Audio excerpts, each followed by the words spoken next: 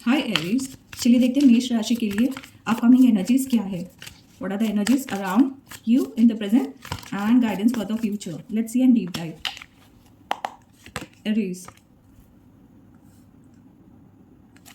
Recent past में 3 of pentacles का card है. करंट एनर्जीज में 4 ऑफ पेंटिकल्स का कार्ड है. And for upcoming future there is 5 of swords.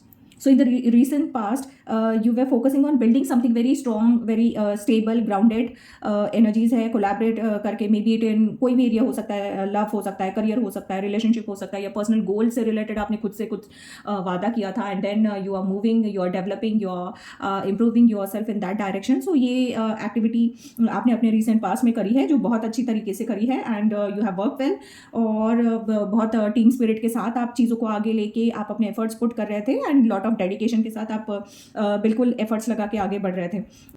Present scenario में सो आपने बहुत सारी चीज़ें सीखी है, समझी है, जानी है. कोलैबोरेटिव एनर्जीज के साथ, लोगों के साथ मिलके, may it be in relationship, प्यार के साथ मिलके आप अपना घरंदा बना रहे हैं, या करियर या बिजनेस से रिलेटेड आप कुछ आगे मूव कर रहे हैं, कोई प्रोजेक्ट पे काम कर रहे थे. And the things were moving very swiftly and in a collaborative way. So बहुत सारी चीज़ें आपने सीखी है, समझी है, लर्न की है अपने रिसेंट पास में. आगे बढ़ते हैं तो 4 ऑफ, आप देखिए कार्ड में 3, 4, 5. So there is a development, there is a growth, one step ahead you are moving from your past, present and in future. So एक साइकिल बनी है जो आगे स्टेडी ग्रोथ की तरफ आपको आगे लेके जा रही है. सो नंबर्स यही कह रहे हैं. प्रेजेंट सिनारियो में है 4 ऑफ पेंटिकल्स का कार्ड. पेंटिकल्स फिर यहाँ ग्राउंडेड एनर्जी है, स्टेबिलिटी है. बट देन 4 का कार्ड है, 4 नंबर का कार्ड है. स्टेबिलिटी आप चाह रहे हैं, सॉलिड फाउंडेशन चाह रहे हैं, सेलिब्रेशन चाह रहे हैं. बट देन यहाँ पे जो आप कोलैबोरेटिव एनर्जीज के साथ जब आगे बढ़े, so then now there is a sort of fear और some clutter is occupying in your mind. So वो चीज़ को आप लेके बैठे हैं, कोई चीज़ है जो आप पकड़ के बैठे हैं. मे बी फ्रेंड्स के साथ, लव रिलेशनशिप में कुछ ये जो कोलैबोरेटिव एनर्जीज थी, सो यहाँ पे थोड़े कुछ ग्रजेस, कुछ मिसअंडरस्टैंडिंग या कुछ प्रोटेक्टिव सी एनर्जी है. शायद आप अपना प्रोस्पेक्टिव पकड़ के बैठे हैं, या शायद कोई डर है, फियर है, कॉन्फ्लिक्ट है, जिसको कोई इशू है, किसी ने कोई बात कह दी होगी पार्टनर ने, या ऑफिस में, या बिजनेस रिलेटेड कुछ पार्टनर्स के साथ कुछ इश्यूज है जो आप लेके बैठे हैं. यहाँ पे थोड़ी डिसएग्रीमेंट वाली चीज़ें पनपते हुई, मन में घर करती हुई, पकड़ के बैठते हुए आप अपने मन में, ये मैं देख रही हूँ. सो या तो आप बहुत ज़्यादा कॉशियस है जो फूक फूक के कदम रख रहे हो, या बहुत ज़्यादा प्रोटेक्टिव हो कि ठीक है, ये बहुत ये इमोशंस, ये प्रोजेक्ट मुझे बहुत ही क्लोज है मेरे लिए. सो आप वो चीज़ों को बहुत, you are holding on some emotions और सम थॉट प्रोसेस टाइटली, जिसको आप बहुत ज़्यादा वैल्यू करते हैं. सो यहाँ पे ये शायद आप बहुत ज़्यादा पैसे बचा रहे हो, या you are guarding your emotions की पार्टनर के साथ कुछ हुआ है. And then you are trying to protect yourself from the conflict, and you are trying to avoid taking any risk.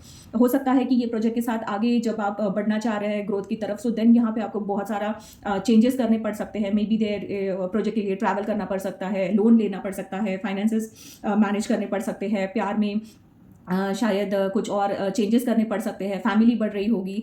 सो जो भी एरिया है आपकी, it may differ from person to person. So जो भी ताना बाना है, यहाँ पे जो चेंजेस करने पड़ रहे हैं, या यहाँ पे जो आगे बढ़ने के लिए 3 to 4 की जर्नी कंप्लीट करने के लिए, यहाँ पे you are sort of fearful, finding it difficult to change और टू एडजस्ट. और कोई तो एक चीज़ है जो आप अपने मन में, आपके मन में घर कर गई है, या थोड़े फियरफुल है, या तो चीज़ों को आपने पकड़ के बैठे हैं टाइटली. 4 to 5 की जर्नी देखते हैं, फ्यूचर में जाता है तो then there is a 5 of swords का कार्ड है. 5 नंबर है, चेंज की बात करता है.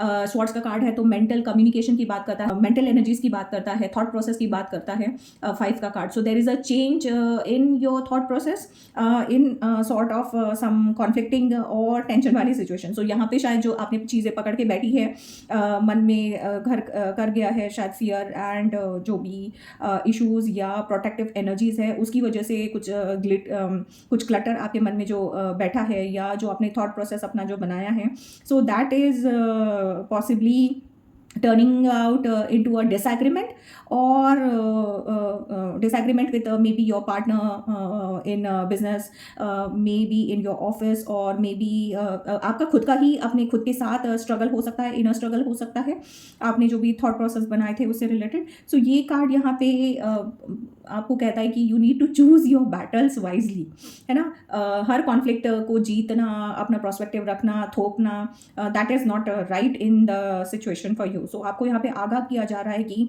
कॉन्फ्लिक्ट से थोड़ा सा दूर रहिए, डिसएग्रीमेंट से दूर रहिए. आप अपना प्रोस्पेक्टिव रख के दूसरों का भी सुनने की कोशिश कीजिए. आपकी प्रोस्पेक्टिव के साथ लोगों की एनर्जीज अलाइन नहीं हो रही है, so that's why there is a disagreement. And don't just try to win the argument, right. Just have patience, just hold on.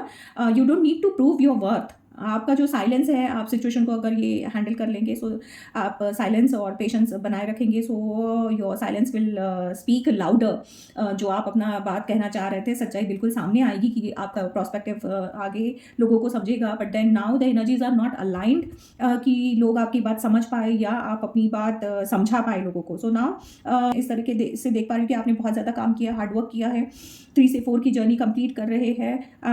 But यहाँ पे it's time that want to tell you कि you need to release the control and protect your peace. यहाँ पे चीज़ें जो आपने पकड़ के रखी है, इसकी वजह से आगे इम्पैक्ट आपके फ्यूचर पे पड़ रहा है. So you need to let go of things, accept the things as they are, try to listen the others prospective, don't try to win each and every argument. और ईगो को त्यागना है. Don't let ego या फिर डर जो ये conflicting situation create करेगा, सो आपको उसको त्यागना है, उसको छोड़ना है, उस पर कंट्रोल पाना है. You have to tame down your these fears and ego, so that your power will come out and will lie in staying calm, grounded and self assured. I'd like to take a guidance card for you, Aries. One thing that angel wants to guide you.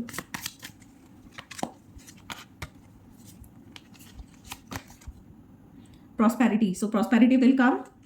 You need to be open for the abundance. Okay? Abundance. So prosperity and abundance is there around the clock. So just let go of your fears and tame down your ego. Definitely you will find prosperity and abundance in the area where you have already done a lot of hard work. So that's it, Aries. Thank you. Stay blessed. God bless you.